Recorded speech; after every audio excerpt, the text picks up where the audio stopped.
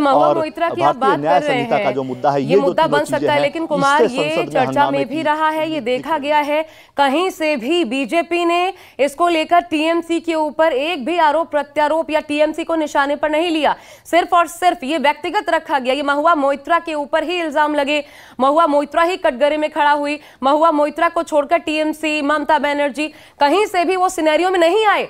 और यह भी एक कारण कि टीएमसी ने भी खुद को इससे दूर रखा। ममता बनर्जी जो कुछ हुआ उससे महुआ मोइत्रा से खुद बहुत नाराज चल रही थी। पार्टी में वैसे भी उन पर बहुत ज्यादा असर पड़ सकता है। अब इसके बाद सांसदी अगर जाती है तो क्या होगा, बात की बात है। तो ऐसे में क्या ये मसला सदन के भीतर बनेगा? टीएमसी जब साथ नहीं तो क्या विपक्ष इसे भुनाएगा, उठाएगा? और क्या इसलिए क्योंकि अडानी मुद्दा उठाती रही हैं और उस पर हमलावर राहुल गांधी भी रहे हैं?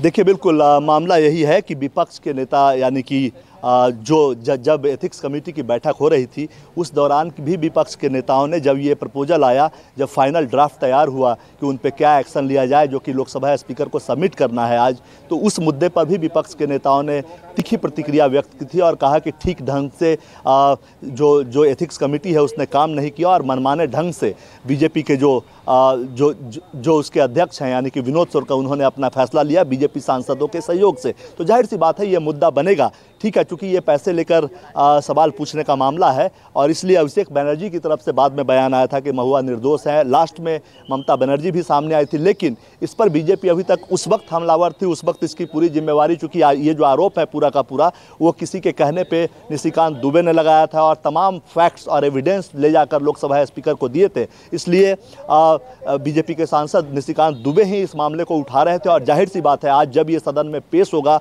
तो जिस तरह से विपक्ष ने इसका विरोध उस वक्त किया था एथिक्स कमेटी की बैठक के दौरान, उम्मीद है, और इससे पहले अधीर रंजन चौधरी ने भी लोकसभा स्पीकर को इस मुद्दे पे पत्र लिखा है, तो जाहिर सी बात है विपक्ष कहीं ना कहीं महुआ मोइत्रा के साथ खड़ा दिख रहा है। और जब सदन में ये रिपोर्ट आज पेश होगी और उसके बाद इस पर जो फैसला होगा उसे लेकर विपक्ष हंगामा कर सकता है, इसमें कोई दो राय नहीं है। विपक्ष कम से कम इस मुद्दे पे महुआ मोइत्रा के साथ खड़ा दिखेगा, भले ही बीजेपी उसके बाद जब ये मामला सदन में आएगा और एक्शन होगा उसके बाद जब आरोप प्रत्यारोप का दौर चलेगा तब बीजेपी की तरफ से जवाब देगा और तब आप देखेंगी कि टीएमसी पे भी बीजेपी हमलावर होगी इस पर, क्योंकि बहुत पॉलिटिकल ड्रामा भी हम देख चुके हैं। जब बैठक में बुलाया गया था, सवाल जवाब उनसे हुए, वो बाहर निकली तो वो रोती भी नजर आई थी, पर्सनल सवाल पूछे गए, उन्होंने कहा था, आरोप लगाए थे अध्यक्ष के ऊपर भी।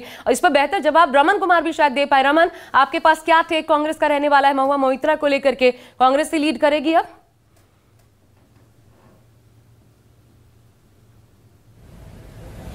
देखिए, जिस दिन संसदीय कार्यमंत्री ने ऑल पार्टी मीटिंग बुलाई थी उस ऑल पार्टी मीटिंग में इस मुद्दे का जिक्र किया गया था, इस मुद्दे को उठाया गया था। और मीटिंग के बाद जब विपक्ष के नेताओं से मीडिया की बातचीत हुई, उस बातचीत में उन्होंने कहा कि हमने एक स्वर से कहा कि जिन सांसदों को जनता के द्वारा चुना जाता है क्या एक कमेटी उसकी सदस्यता ले सकती है, और इस फैसले पर जाने से पहले एक बातचीत होनी चाहिए, चर्चा होनी चाहिए, डिस्कशन होनी चाहिए और उसके बाद ही कोई फैसला होना जरूरी है। इसलिए मुझे लगता है कि विपक्ष के सांसद लगातार सरकार पर दबाव देंगे कि जब इस रिपोर्ट को, एथिक्स कमेटी की रिपोर्ट को संसद के अंदर पेश किया जाएगा उस पर अध्यक्ष फैसला लेने से पहले इस पर चर्चा कराएं और चर्चा कराने के बाद ही कोई फैसला लें। और विपक्ष के सांसदों का लगातार दबाव है कि सरकार जानबूझकर कोशिश कर रही है, साजिश रच रही है कि महुआ मोइत्रा की सदस्यता किस तरीके से खत्म हो, क्योंकि ममता बनर्जी का भी बयान आया था इससे पहले कि महुआ मोइत्रा की सदस्यता खत्म करने की साजिश रची जा रही है। एक और सवाल वो इसलिए क्योंकि चुनाव के बाद इस पर नजर है, वो ये बीच में एक खबर आई थी कि अशोक गहलोत से राहुल गांधी नाराज चल रहे हैं, शायद अंदर खाने खबर थी, उसमें कितनी सच्चाई उस पर आप प्रकाश डालिएगा।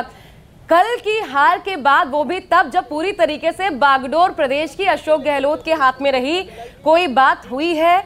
कौन जिम्मेदारी, खासकर राजस्थान की, क्या ये पूरी तरीके से जिम्मेदारी अशोक गहलोत के कंधे पर आने वाली है? और अब क्योंकि अब ये भी बात हो रही है कि अशोक गहलोत का राजनीतिक करियर जो है, सियासी सफर, उस पर एक प्रश्न चिन्ह लग गया है, उस पर शायद विराम भी लगे।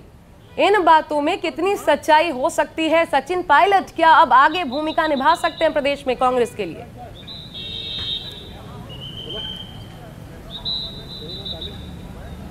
बिल्कुल, देखिए कि अशोक गहलोत की अगुवाई में चुनाव लड़ा जा रहा था और अगर कांग्रेस पार्टी वहां पे चुनाव जीतती तो अशोक गहलोत ही मुख्यमंत्री होते, इस बात की संभावना भी लगातार जताई जा रही थी।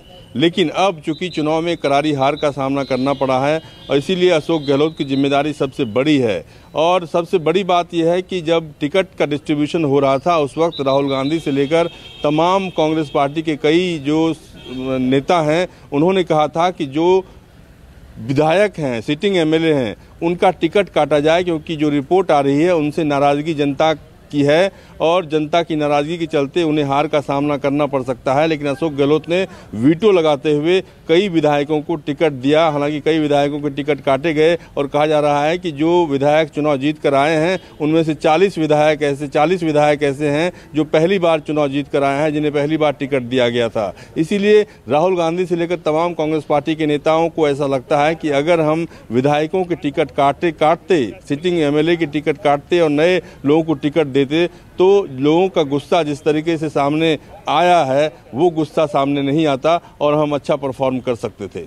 बिल्कुल, क्योंकि वोट परसेंट जो है वो बहुत कम है राजस्थान में। भले सीटों का अंतर आपको बड़ा नजर आए लेकिन वोट परसेंट बहुत कम है, 2 से 3% के बीच ही वोट परसेंट है अगर कांग्रेस बीजेपी का काउंट किया जाए तो। ये भी एक बड़ी नाराजगी की वजह। अब क्या आगे फैसला होता है और सदन के भीतर क्या रुख रहता है विपक्ष का, एजेंडे कौन से सामने आते हैं, आप दोनों नजर बना के रखिएगा। अपडेट्स लगातार आपसे लेते रहेंगे। एक छोटा सा ब्रेक ले रहे हैं, इसी के साथ देखते रहिए न्यूज़ 24।